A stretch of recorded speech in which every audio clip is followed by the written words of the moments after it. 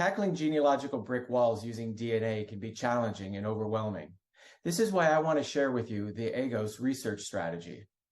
Hi, I'm Rick Wilson with My Family Pattern, where I share research tips and strategies using a case study approach. In this learning module, we'll see how to efficiently and effectively use DNA matches to learn the identities of our unknown ancestors. If we're not too careful, we can easily go down rabbit holes if we don't approach the analysis of our DNA matches with a proven and deliberate methodology. The methodology I use is what I call EGGOS, which stands for the earliest generation group of siblings. Because these siblings are how we will analyze and group our DNA matches is why I call it EGGOS. But before I define EGGOS more clearly, let's consider an actual genealogical problem. I'll use this problem as a case study to demonstrate how to successfully use this strategy in practice. As you can see here, this is my family tree, and I was faced with trying to determine what the maiden name was for my fifth-time great-grandmother, Elizabeth, who married John Wilson about 1809 in Chester County, Pennsylvania. So that was my research question. The problem I had was, how do I efficiently use my DNA matches to help me answer this question? There's a lot of tools out there, and I want to make sure I can use the one that I feel the most comfortable with and the one that's going to help me answer that question. So let me define EGGOS much more clearly. It is an acronym beginning with earliest generation group of siblings. And forgive me as I read this number 2 bullet here, but I've worked hard on defining more succinctly what it is, and it's an autosomal DNA methodology used to discover the identity of an unknown ancestor by using the shared matches between the descendant test taker, that would be somebody like myself, and another descendant of the unknown ancestor, but through a different child line of that ancestor. This methodology really relies on what are called genetic networks or clusters of matches that should share only that common ancestor between myself and that sibling in that generation. So let's look at it visually. What EGGOS is if you look at the 2 question marks on the very top, that is my ancestors, John Wilson and Elizabeth. And I descend down through James, but James had at least 4 other siblings, as you see here. And what EGGOS focuses in on is concentrating on the lines that are other child lines, not my own. So not James, but it could be Sarah, William, Robert, or David. And so we are looking for shared matches that descend through either Sarah, William, Robert, or David. And EGGOS is all about concentrating on that generation number 2, the one directly below the ancestors of interest, which is, in this case, John and Elizabeth Wilson. To look at it more succinctly, what I'm hoping to find is somebody who descends through Sarah, and I'm going to call that S1 that you see in that little green bubble on generation 6. I descend through James, and which I have labeled as U, and then we have other descendants or other matches that I have that descend through William, Robert, and David.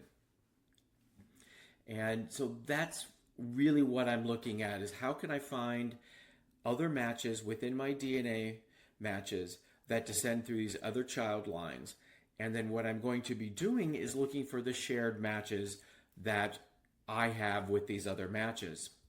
And to be clear, what I mean by shared matches. So I have a match list.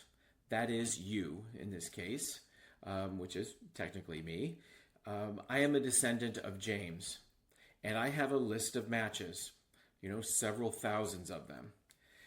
I also have identified a descendant of Sarah, which I have previously on the earlier slide labeled as S1. This match with me also has a separate set of DNA matches. This person has their list of matches.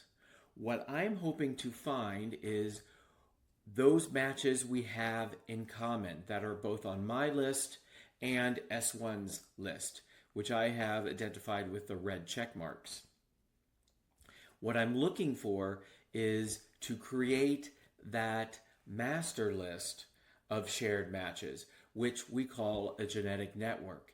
In theory, all of those matches on the shared match list descend through specific lines. We have a common set of ancestors, and most of those should be the parents of my James and the parents of Sarah.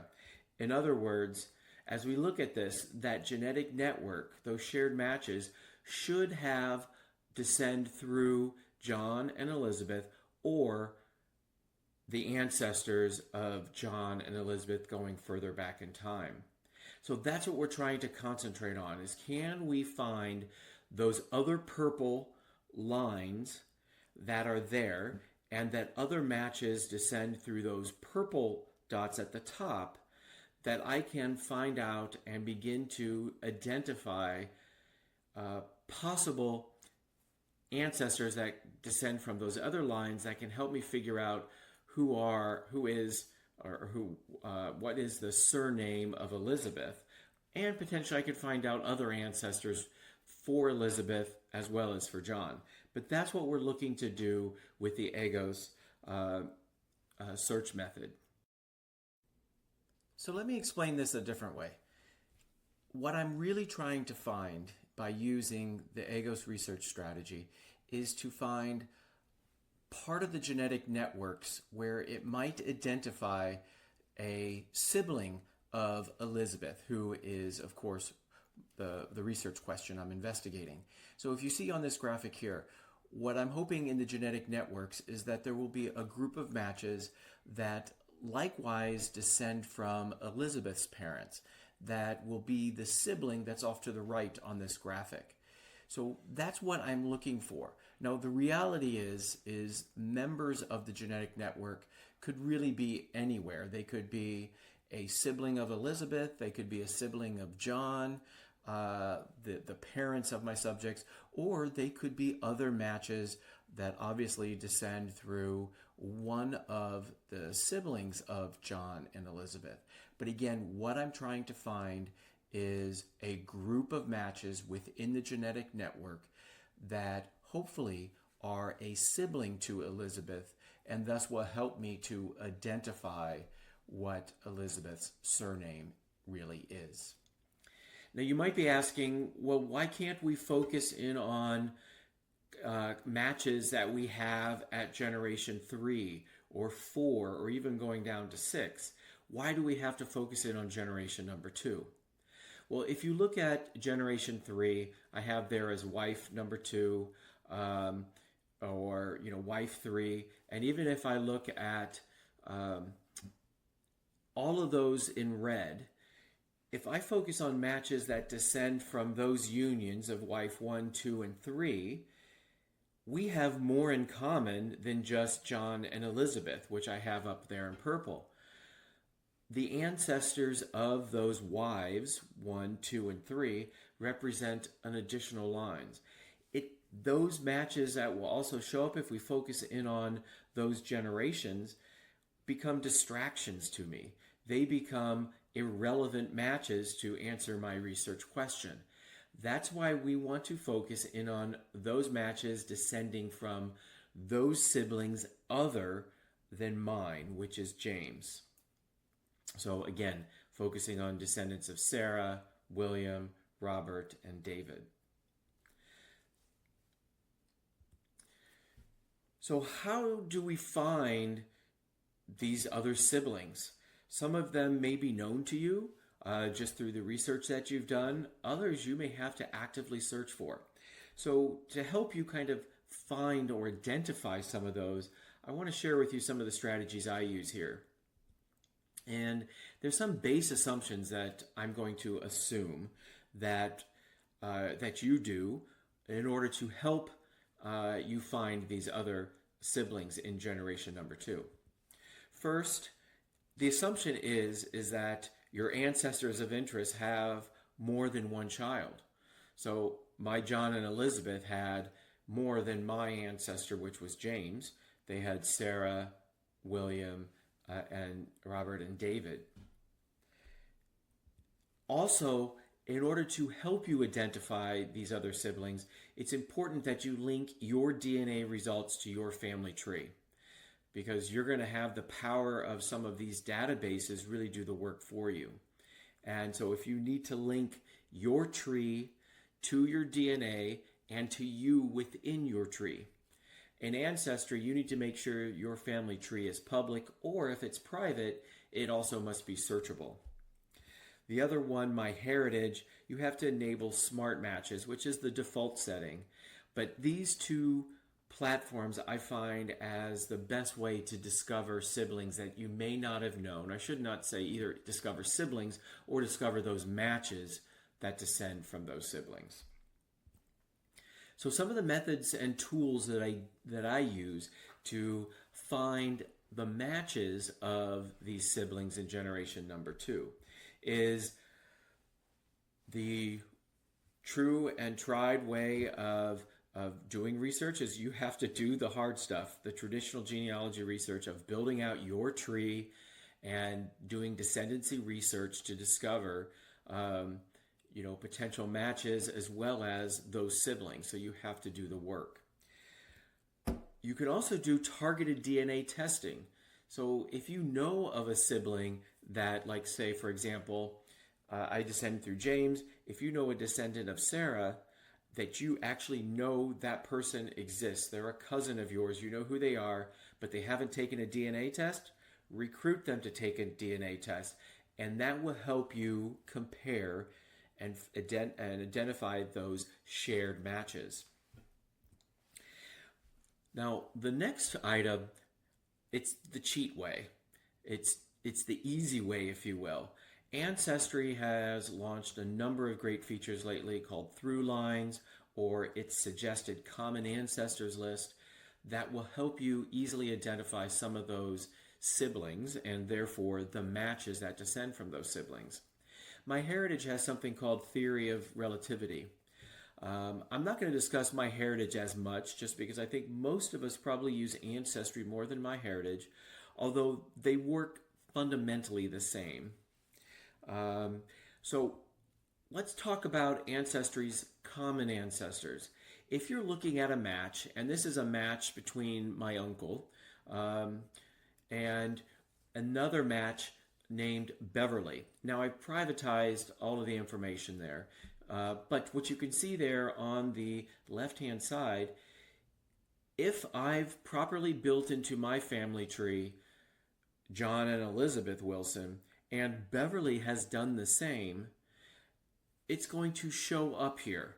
Because what Ancestry is doing is it's pulling common sets of ancestors that are both in your family tree and Beverly's family tree. And it's displaying it here. That's one great way to easily identify a match that is in that generation number 2, in that EGGOS search strategy. Ancestry ThruLines is another great way.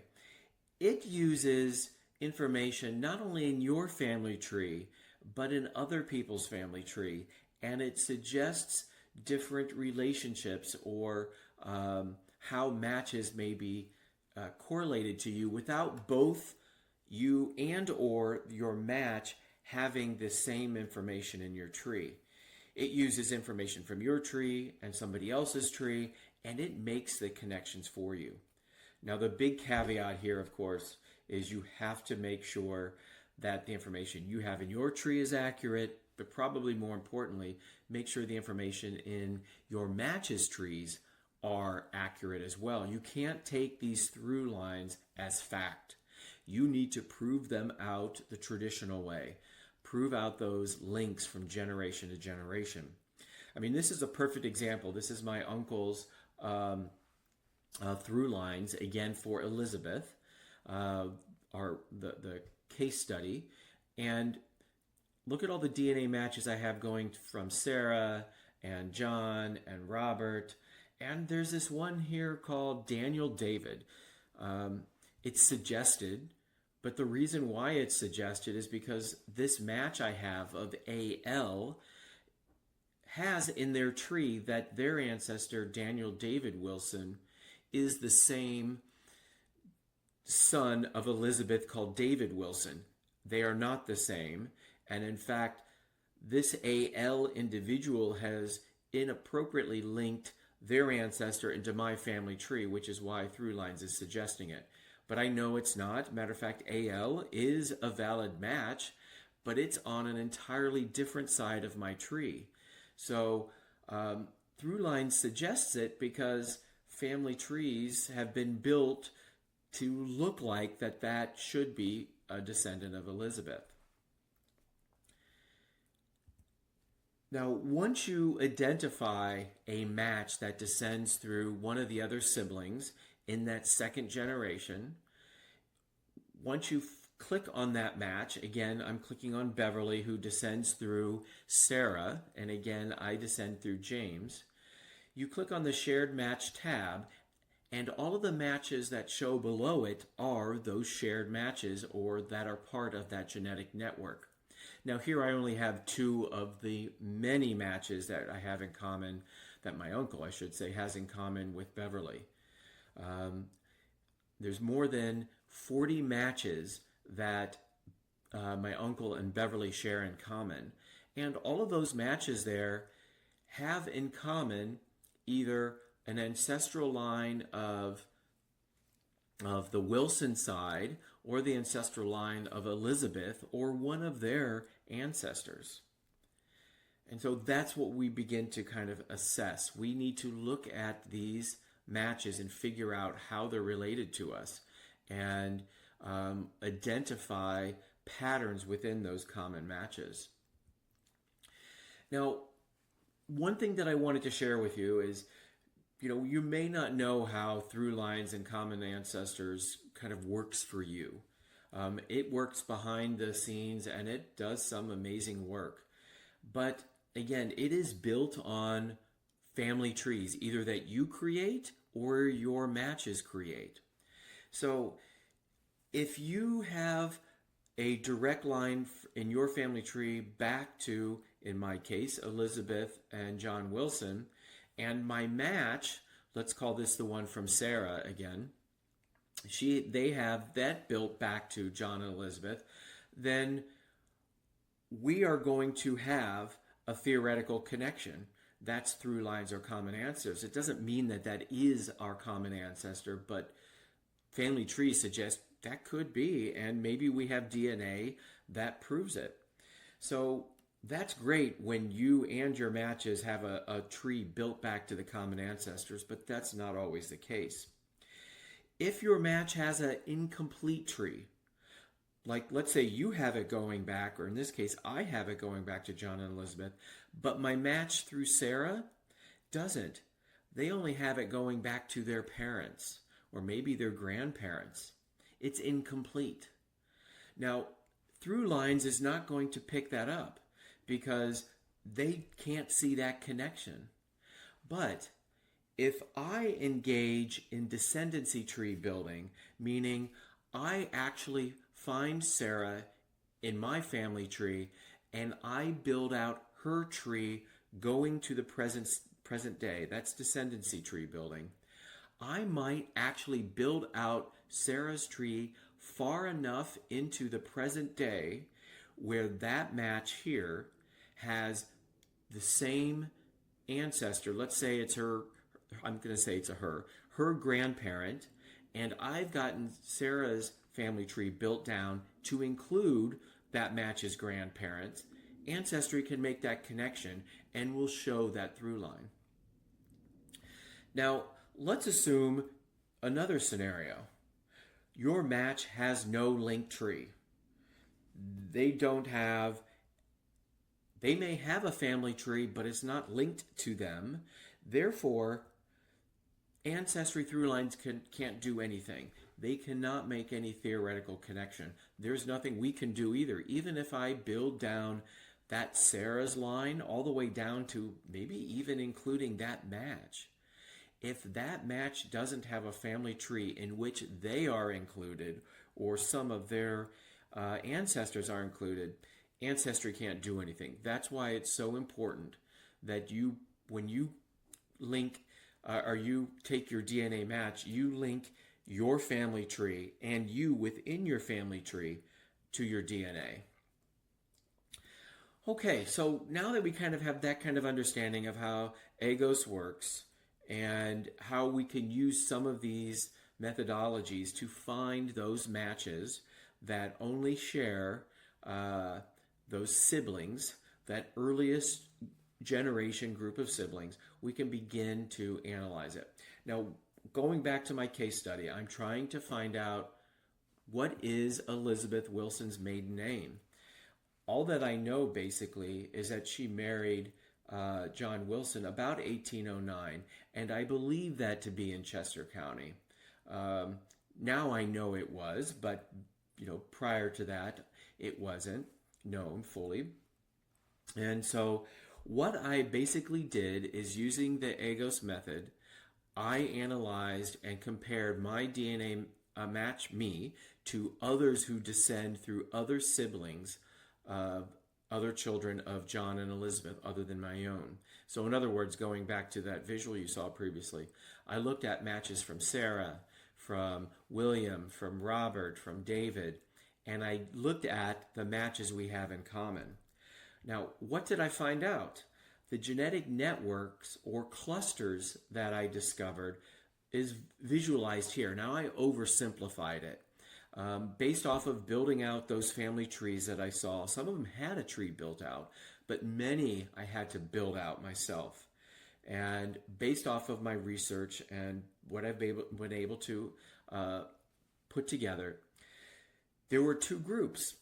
This larger group, you see common surnames there. You see a lot of Boyds, and you see some Parkers and, some McMasters. There's a smaller group to the right there that had some Wilson and some Penrose surnames in common. And, what I know, because I knew more about my Wilson line than Elizabeth's line, obviously that Wilson Penrose is related to my John Wilson. And in fact, John Wilson's parents were William Wilson and Phoebe Penrose. So I know those matches that I have here, and there were about 8 within there.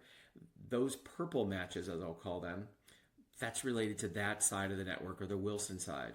There were some unknown matches there that I still haven't figured out.